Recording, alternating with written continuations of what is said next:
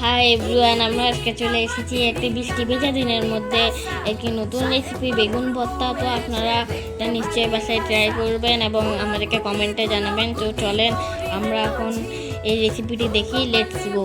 তো আমরা প্যানের মধ্যে দিয়ে দিয়েছি সরিষার তেল এবং ওখানে দিয়ে দিয়েছি পেঁয়াজ কুচি, রসুন কুচি, মরিচের কুচি এবং দিয়ে দিয়েছে মরিচ মশলা, গরম মশলা, চাট মশলা। এরপরে আমরা এটাকে কিছুক্ষণ নাড়িয়ে নিব।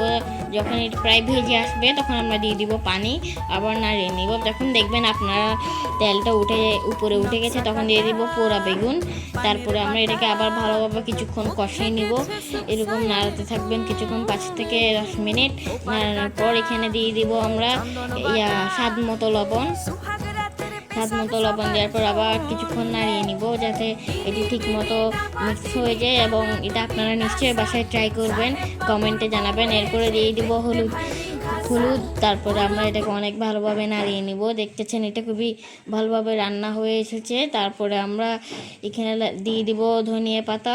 এরপরে আমরা এটাকে আবার ভালোভাবে নাড়িয়ে নেব। এটা নিশ্চয়ই আপনারা বাসায় ট্রাই করবেন। আপনাদের ভালো লাগলে কমেন্টে জানাবে এবং লাইক শেয়ার করতে ভুলবেন না যেন। তো আমরা এটাকে একদম ভালোভাবে নাড়িয়ে নেওয়ার পর আমি এখানে কাঁচা মরিচও দিয়েছি, সেটি বলতে ভুলে গেছি। এবং আপনারা আপনাদের ইচ্ছা মতো ঝাল কম বাড়িয়ে দিতে পারবেন। আমরা একটু ঝাল বাড়িয়ে দিয়েছি, তো আমরা বেশি করে ঝাল দিয়েছি। আপনারা আপনাদের ইচ্ছা মতো ঝাল দিবেন, যে কোনো আপনাদের যেমন ভালো লাগে বাসায়। তো আমাদের সাথে থাকবেন এরপরের ভিডিওতে। তো টাটা, বাই বাই।